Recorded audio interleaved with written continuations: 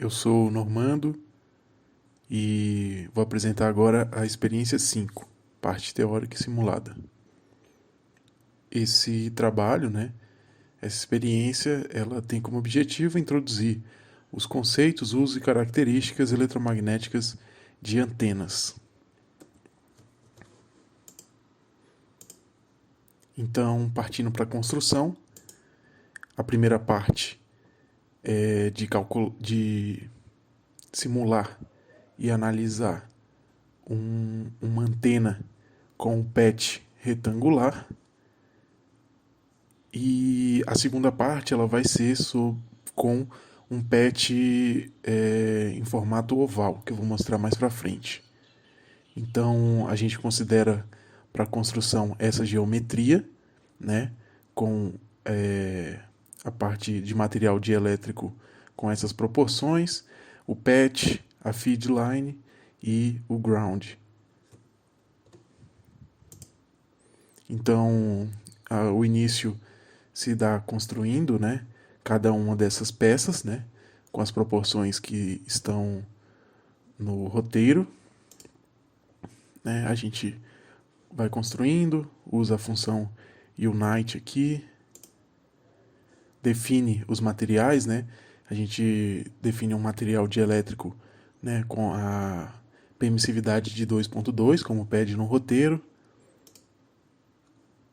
A gente define o contorno, de condutividade finita para a parte das antenas para o PET, feedline e para o ground, e definindo esses materiais como cobre. A gente também separa a região, cria uma caixa para ser a região de vácuo e que a gente define as condições de contorno de radiação. E a gente também coloca essa peça na estrutura para a gente conseguir definir a excitação, para esse experimento. Então tá aqui, a excitação definida, com a direção de baixo para cima, do ground para o feed line. E para a parte 2 a gente faz basicamente a mesma coisa, só alterando o PET. O PET, nesse caso, vai ser um anel elíptico. A gente tem essas proporções aqui, como eu sou do grupo D, eu fiz com essas proporções, E para geometria a gente precisa definir, o major, que vai ser esse 16 milímetros, e também a gente coloca a taxa, a taxa de crescimento, e também faz isso usando essas medidas para o corte, Então, aqui usando a mesma estrutura, só alterando que eu vou colocar o PET aqui e aí vai ser uma elipse. Então, definindo, as características, da estrutura e usando a ferramenta Surface, para a gente conseguir colocar a altura, para essa geometria, a altura definida com 0,17. Isso definido proporcionalmente a partir daquela primeira figura. Então aqui mais da criação, usando a função subtract, para tirar a elipse do meio e deixar o anel formado. Também usando a função unite para juntar a parte do PET com o feed line. E também, assim como no outro caso, também inserindo essa parte aqui para excitação, definindo a excitação que é necessária para rodar a simulação. E aí, para a solução, a gente define, vai ser uma mesma forma de solução para os dois, então eu vou estar mostrando aqui baseado no primeiro. A gente define o setup para essa simulação com a frequência de 7.5 GHz, que é o que pede no roteiro, com 10 passos. Então, a gente também adiciona o sweep da frequência com a forma discreta, E aí a nossa simulação vai poder rodar, já que a gente conseguiu definir e desenhar bem, né, a nossa estrutura, a gente definiu todas as fronteiras, né, os contornos e também as excitações, né, a gente precisou daquelas duas peças, a gente definiu também que tipo de análise a gente quer, né, definiu o contorno de radiação, e aí a gente pode partir para os resultados, né? A gente insere então duas esferas, né?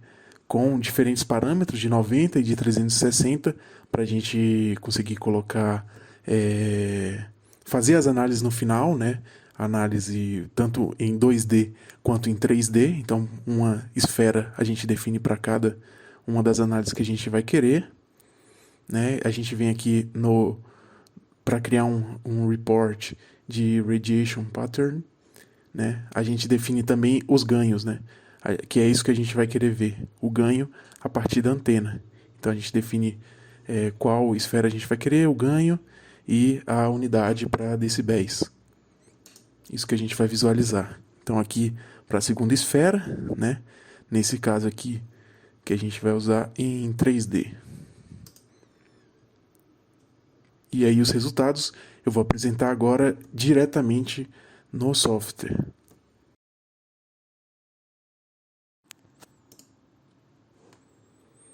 Então, visualizando aqui a nossa geometria e nossos resultados, né?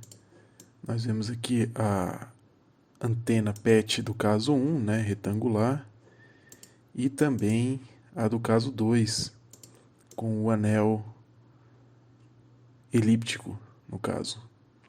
E então a gente vê aqui, né, a estruturação da antena PET, né? Antena, né, são estruturas metálicas projetadas para irradiar ou receber energia eletromagnética, e na sua forma fundamental ela tem a placa receptora e tem o ground, né, o plano terra, e, né, se for no caso de uma casa, por exemplo, a gente tem o ar como o dielétrico. E no caso da antena PET, a gente tem um material definido. No caso, como pedia no roteiro, um material de permeabilidade 2.2, né? Então foi assim que a gente setou para esses dois casos, né? E indo para os resultados, então, eu tinha falado do resultado de ganho, né? Mas também fizemos de diretividade, né? Então a gente vê aqui tanto o plano na linha vermelha, o plano de 0 graus, né, passado para as coordenadas polares em 2D, e o plano de 90 graus. E esses dois planos eles não estão tão concêntricos, digamos assim, eles não estão batendo muito bem, né? Talvez principalmente por conta da irregularidade da geometria, né? Que eu fiz seguindo o roteiro proporcionalmente. E a gente consegue ver também o ganho para o 3D, né? O ganho em 3D, né? A gente vê aqui aquela ponta excitada, né? Deixando essa região mais vermelha, e também a parte superior, né, da placa, né? A gente consegue ver isso, e quando a gente vê a questão de diretividade, né, é bem semelhante para os dois casos, tanto para o caso 2D quanto para o caso 3D, só que muda as magnitudes, né, para cada caso. E isso a gente observa a situação bem parecida no caso do PET oval, né, do PET elíptico, na verdade. E a gente pode tirar essas mesmas conclusões. Basicamente, a questão é que eles se encaixam mais no caso elíptico, né? Então a gente consegue ver aqui em 3D também, né? Ele tem uma maior regularidade nessa região aqui de irradiação, né? E a gente consegue ver também aqui para a diretividade a situação bem parecida, só alterando-se as magnitudes, né? E, né, num aspecto geral, a gente consegue ver aqui na parte superior da placa o campo, a magnitude, né, do campo. Então a gente observa essa regularidade aqui maior na estrutura, né, no condutor de cobre, que forma o PET, né, e a parte aqui mais avermelhada sendo a parte realmente da estação, onde a estação foi definida, né. A gente observa isso aí nos dois casos, né.